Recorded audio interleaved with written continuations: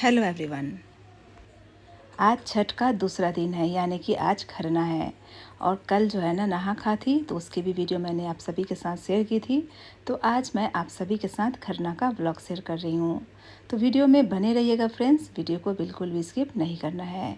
सबसे पहले मैंने क्या किया था ना, गैस चूल्हा वगैरह को निकाल लिया था और अच्छे से साफ़ कर लिया था। अब गैस चूल्हा की जो है ना, यानी कि अग्नि देवता की मैं पूजा कर रही हूँ।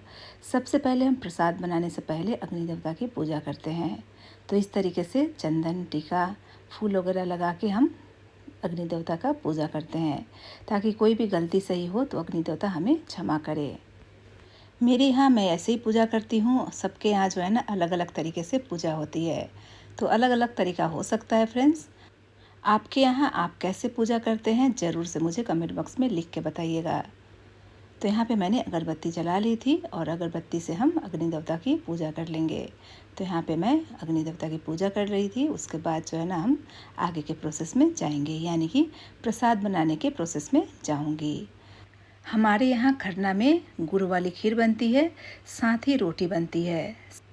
तो सबसे पहले मैं क्या करूँगी ना, गैस जला के अग्नि देवता को प्रणाम कर लूँगी। उसके बाद ही जो है ना हम खीर बनाने के प्रोसेस में जाएंगे। तो सबसे पहले मैं खीर बना लूँगी, उसके बाद ही मैं रोटी बनाऊँगी।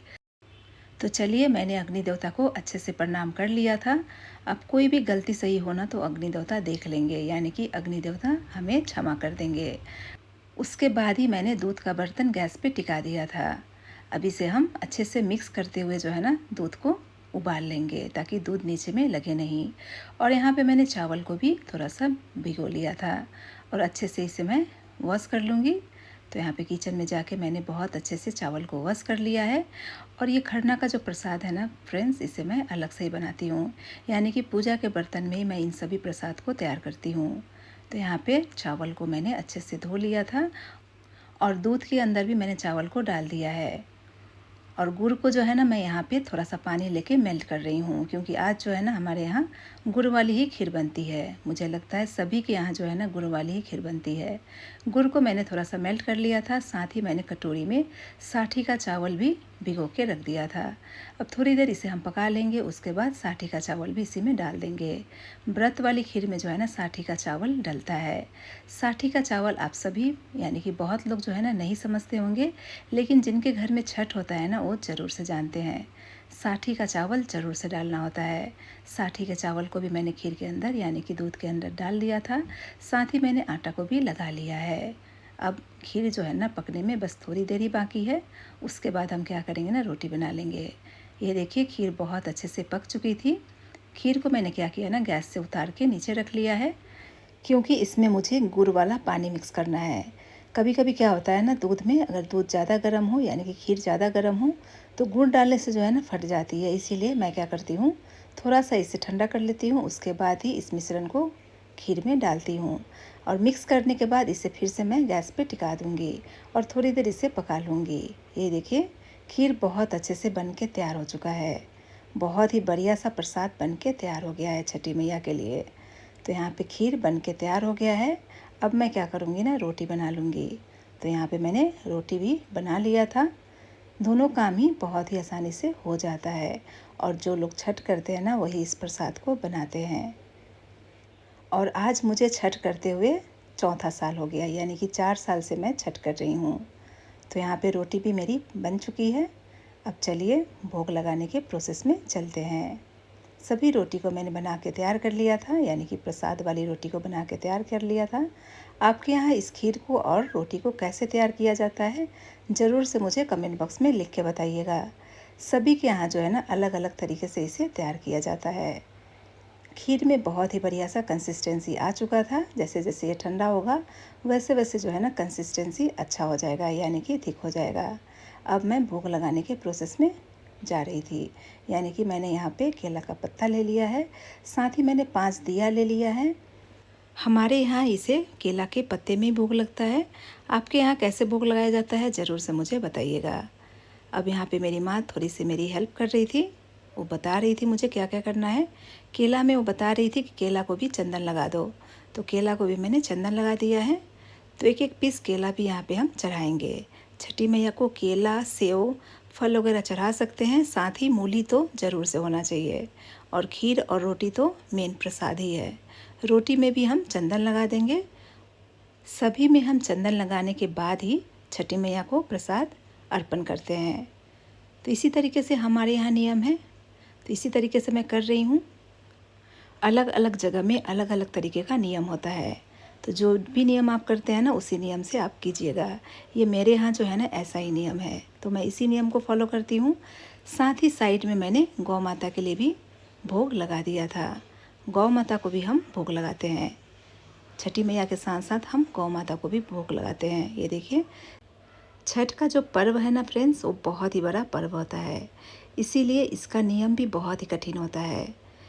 इसीलिए इस पर्व को महापर्व भी कहा जाता है। हमारे यहाँ इस पर्व को बहुत ही धूमधाम से मनाया जाता है। और ये देखिए, बहुत अच्छे से मैंने सभी भगवान को भोग लगा दिया है, यानी कि छठी मैया को साथ साथ गौ माता को भोग लगा लिया है। और हाँ फ्रेंड्स, अगर आप लोगों को पता नहीं हो तो मैं आप सभी को बताना चाहूँगी कि आज जो है ना निर्जला व्रत होता है हम लोग का, और इस व्रत को हम निर्जला करते हैं। और शाम के समय में ये जो भोग लगाते हैं ना हम छठी मैया को, उसके बाद भोग लगाने के बाद हम एक बार जो है ना अन्न को ग्रहण करते हैं। जो ये प्रसाद है ना, इसी प्रसाद को हमें ग्रहण करना होता है। उसके बाद हम कल फिर पूरे दिन जो है ना निर्जला व्रत रखेंगे, और परसों जो है ना व्रत करने के बाद, यानी कि सुबह का अर्घ्य देने के बाद ही व्रत का पारण करेंगे। तो ये टोटल 4 दिन का व्रत होता है फ्रेंड्स, और बहुत ही कठिन होता है और बहुत ही अच्छा लगता है छठी मैया का व्रत करके। अगर आप करते होंगे तो आप सभी को ज़रूर से पता होगा कि बहुत ही अच्छा लगता है। और ये आस्था का पर्व है। इस पर्व में अगर आप सच्चे दिल से छठी मैया से कुछ भी मांगते हैं और आपका मन अगर सच्चा है, तो आपकी मनोकामना जो है ना छठी मैया ज़रूर से पूर्ण करती है। अब ये देखिए, मैंने मूली को भी, यानी कि मूली को भी जो है ना प्रसाद के रूप में चढ़ा दिया है। मूली अवश्य ही होना चाहिए हमारे यहाँ। मूली, रोटी और खीर अवश्य ही होना चाहिए। मूली चढ़ाने के बाद हम क्या करेंगे ना, फूल और धूप और दीप से हम माता को प्रणाम करेंगे, यानी कि माता को चढ़ाएंगे और माता से हम अपनी गलती का क्षमा मांगेंगे। जो भी हमसे गलती हुई हो उसे आप क्षमा कर दीजिएगा, और हमारी व्रत को जो है ना पूर्ण कीजिएगा और स्वीकार कीजिएगा। तो इस तरीके से मैं हमेशा ही छठी मैया को भोग लगाती हूँ, और दिए को मैंने यहाँ पे जला दिया है। और साथ में मैंने जो प्रसाद मैं ग्रहण करूँगी ना, उसे भी मैंने पत्ते में लगा लिया था। ये देखिए, अलग से मैंने अपने लिए प्रसाद रख लिया था। अब थोड़ी देर हम यहीं पे बैठेंगे, यानी कि छठी माई का गीत वगैरह गाएंगे, और उसके बाद जो है ना थोड़ी देर के बाद प्रसाद को ग्रहण करेंगे। उससे पहले जो है ना हम यहाँ पे हवन करेंगे। हवन करने के बाद ही हम प्रसाद को ग्रहण करते हैं। तो यहाँ पे मेरी माँ जो है ना हवन की तैयारी कर रही थी, यानी कि आम की लकड़ी से जो है ना ये हवन तैयार किया जाता है। आम की लकड़ी में ही हवन को तैयार करके हम इसमें हवन करते हैं। ये देखिए, अब हमने हवन करना भी शुरू कर लिया था। पहले हम लोग हवन कर लेंगे, उसके बाद फैमिली के जो भी मेंबर्स हैं ना, वो भी यहाँ पे आके भगवान जी को, यानी कि छठी मैया को प्रणाम करेंगे और हवन करेंगे। उसके बाद ही प्रसाद को ग्रहण किया जाता है। तो इस तरीके से हमारे यहाँ खरना का व्रत किया जाता है फ्रेंड्स। आपके यहाँ किस तरीके से किया जाता है ज़रूर से मुझे बताइएगा। अब यहाँ पे हवन भी हमारा समाप्त हो चुका है। अब हम छठी मैया को प्रणाम करेंगे अच्छे से, उसके बाद बड़े बुजुर्ग को भी हम प्रणाम कर लेंगे। और कल जो है ना फ्रेंड्स, हम प्रसाद बनाएंगे छठी मैया के लिए, ठेकुआ। कल सुबह सुबह हम नहा धोवा के ठेकुआ बनाते हैं, उसकी भी ब्लॉग मैं आप सभी के साथ ज़रूर से शेयर करूँगी। और शाम को हम अर्घ के लिए जाते हैं घाट पे, और परसों, यानी कि परसों की सुबह हम सुबह वाले, यानी कि उगते हुए सूर्य को जो है ना अर्घ देते हैं। और इस तरीके से हमारा 4 दिन का जो ये व्रत है ना संपूर्ण होता है। अब जाके मेरा जो है ना आज वाला व्रत पूर्ण हो गया है, देख सकते हैं। समापन मैंने कर लिया है। अब थोड़ी देर यहीं पे हम बैठेंगे, जब तक कि दिया ये जल रही है और हवन जब तक कि ख़त्म नहीं हो जाती है, यानी कि बुझ नहीं जाती है, तब तक यहीं पे बैठना होता है।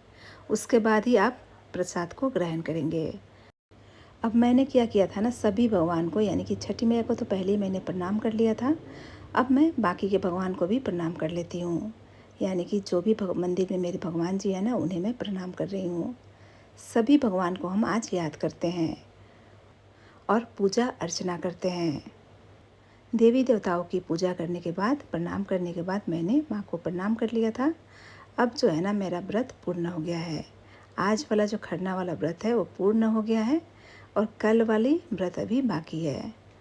तो यही इच्छा है कि छठी मैया आप सभी की मनोकामना पूर्ण करे और आप सभी जो है ना बहुत अच्छे से अपने परिवार के साथ रहें और साथ ही स्वस्थ रहें। यही मनोकामना मैंने छठी मैया से की थी। तो इसी आशा के साथ मैं आज के ब्लॉग को यहीं पे समाप्त करती हूँ। तो मिलते हैं फ्रेंड्स नई वीडियो में, नए ब्लॉग के साथ। तब तक के लिए बाय बाय, टेक केयर।